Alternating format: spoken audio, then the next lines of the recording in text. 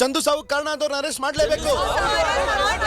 Counsellor ಮತ್ತು ಅವ್ರ ಕಡೆಯವ್ರನ್ನ arrest ಮಾಡಲೇಬೇಕು. ನಕಲಿ ಡಾಕ್ಟರ್ಸ್ ಮೇಲೆ ಆಕ್ಷನ್ ತಗೊಳ್ಳೇಬೇಕು. ಚಂದು ಸಾವು ಕಾರಣ ಆದವ್ರನ್ನ ಅರೆಸ್ಟ್ ಮಾಡಲೇಬೇಕು. ಕೌನ್ಸಿಲರ್ ಮತ್ತು ಅವ್ರ ಕಡೆಯವ್ರನ್ನ ಅರೆಸ್ಟ್ ಮಾಡಲೇಬೇಕು. ನಕಲಿ ಡಾಕ್ಟರ್ಸ್ ಮೇಲೆ ಆಕ್ಷನ್ ತಗೊಳ್ಳೇಬೇಕು. ಕೌನ್ಸಿಲರ್ ಮತ್ತು ಅವ್ರ ಕಡೆಯವ್ರನ್ನ ಅರೆಸ್ಟ್ ಮಾಡಲೇಬೇಕು.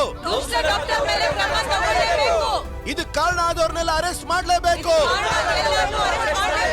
ಇದು ಕಾರಣ ಆದವ್ರನ್ನೆಲ್ಲ ಅರೆಸ್ಟ್ ಮಾಡಲೇಬೇಕು.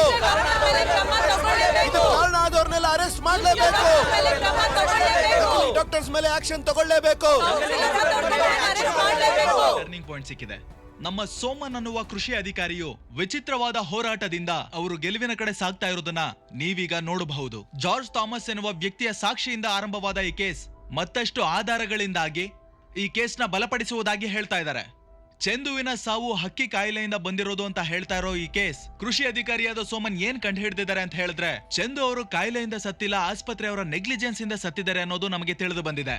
ಇದಕ್ಕೆ ಮುಖ್ಯವಾದ ಕಾರಣ ಯಾರು ಅಂತ ಹುಡುಕ್ತಾ ಹೋದ್ರೆ ಈ ಏರಿಯಾದ ಕೌನ್ಸಿಲರ್. ಈ ಕೇಸ್ನ ವಿಚಾರಣೆ ಮಾಡುವಂತ ಸಂದರ್ಭದಲ್ಲಿ ಇದು ತಿಳಿದು ಬಂದಿದೆ.